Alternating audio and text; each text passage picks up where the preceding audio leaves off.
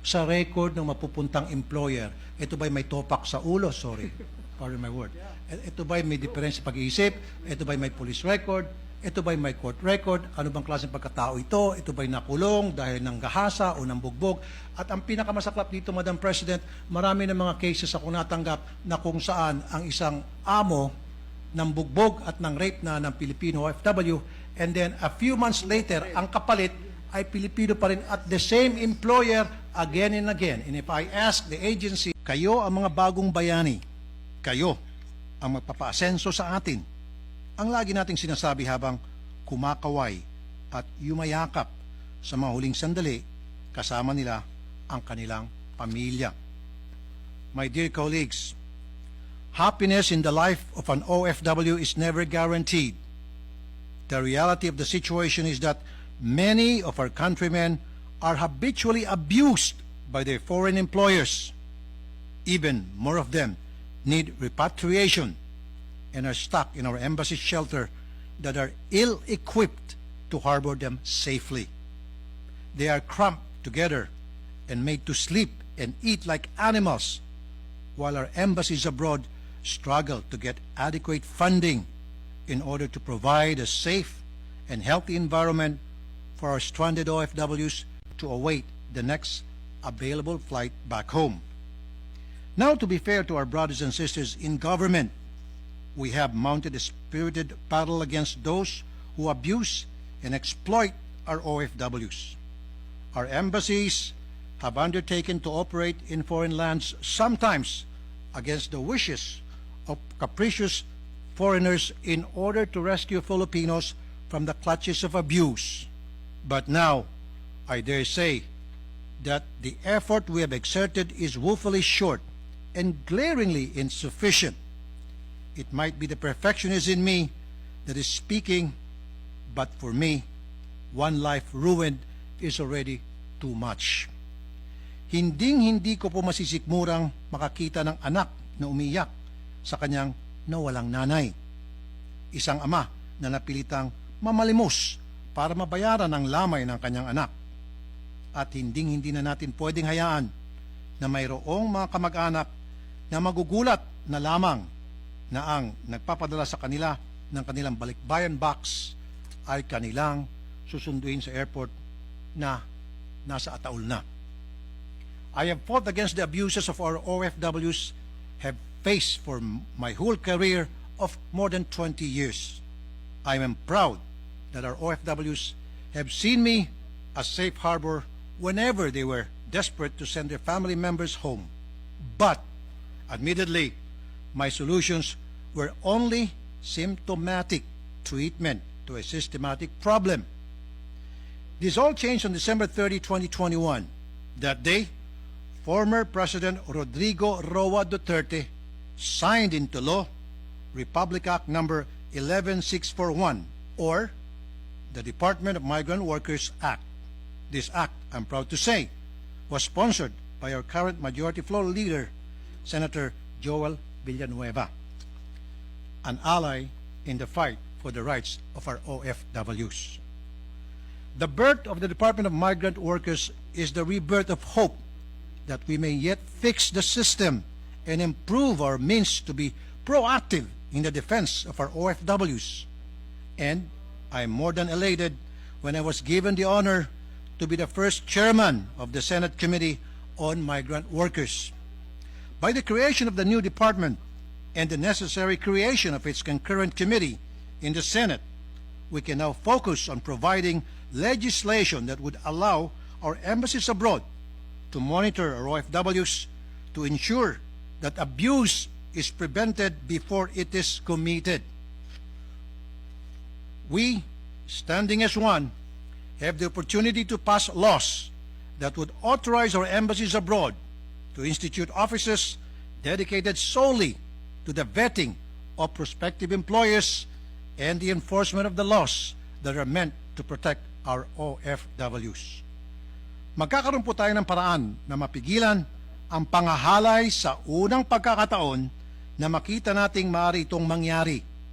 Magkakaroon na po tayo ng paraan na mas mabilis masundo ang ating mga OFW na pinagbabantaan, nasaktan ng kanyang amo.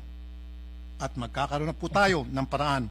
Bigyan ng nararapat na representasyon ang OFW na may kaso laban sa kanyang amo upang maramdaman niya nagsuporta ng inang bayan kahit na sa lupa ng banyaga. Para sa kanila po at sa milyong-milyong OFW, ang pagtanggap ko po ng chairmanship na ito at dala ko po ang alaala nila sa bawat araw na ako'y magtatrabaho para sa kapakanan ng Pilipino dito man sa bansa o kahit saan lang lupalop ng mundo. Common complaints that I received when I was still a broadcaster doing public service for the past 20 years are maltreatment, physical abuse, sexual abuse, not being paid on time, and being insulted, verbal and mental abuse at the same time. Those are the most common complaints that I receive. Alam niyo po, Ginoong Madam President, noong tayo po ay nag-hear ng mga problema ng ating mga OFWs for the past 6 years, tayo po ay hepe ng Committee on Labor and Employment and Human Resources Development. It has not changed. Ito pong binabanggit ng ating distinguished gentleman from Isabela, maltreatment, sexual abuse, yung problema sa kontrata, dun sa Middle East, yung kafala system, na parang modern day slavery ang nangyayari. Kaya po, talagang importante na we put our acts together para tignan natin itong mga saloobin ng ating mga kababayan. And with the measure, with the law that we passed, yung Department of Migrant Workers, alam ko po, medyo nasa transition period pa po hanggang ngayon, ngunit ang ating pinakabuod na pagnanasa dito sa batas na ito ay magkaroon talaga ng tinatawag na full cycle reintegration program. Magmula sa orientation hanggang sa nandun po sila sa ibang bansa, hanggang sa makabalik po sila dito. Nandun din po yung issue ng pagtatatag ng tinatawag na action fund. At nandito si Senator Bato de la Rosa, I remember, siya po yung principal author din noong pong pag-access ng ating legal assistance fund, na kung saan hindi nahihintayin na magkaroon ng probable cause bago ma-access itong pondo na ito. Nandito rin po si Senator Alan Peter Cayetano, ang dating speaker ng Kamara, na nag-push nitong Department of Migrant Workers doon sa Kamara de Representantes. Kaya po, itong mga bagay na ito na ating ginawa doon sa batas, gusto natin talagang ma-implement ito ng maayos at ma-oversee din natin. And we are happy that Senator Raffy Tulfo will be at the helm of the Committee on Migrant Workers. Siguro yung itatanong ko na lang po, ano yung huling itatanong ko, ano po yung mga challenges that we are seeing dito po sa transition period ng ating Department of Migrant Workers? Kailan po ba sila makakapag full operation para nang sa ganoon ay matulungan din natin sila? Darating na po yung budget season. We wanted to make sure, and the distinguished gentleman from Isabela made mention the importance of ensuring that we will have enough funds to take care of our modern day heroes. Okay, before I answer your question, Senator Majority Floor Leader from Bulacan, Senator Joel Villanueva, nabanggit niyo po kanina yung modern day slavery, and I may add, marami po sa mga reklamo ko rin natatanggap ay yung bang expired ng kontrata, hindi na nga po binabayaran, ibinebenta po. Ibinebenta po sa ibang tao. Hindi na nga po kumita yung ating OFW doon sa kanyang employer for a year or 2 years, hindi na babayaran. Pagkatapos po expiration ng contract, ibebenta po at pagkakitaan kapag nabenta po sa mga kakilala o kamag-anak. Yun po yung masakit na katotohanan na even while we speak, nangyayari po yan ngayon sa ating mga OFWs. Now, to answer your question, ano ba yung mga systems in place?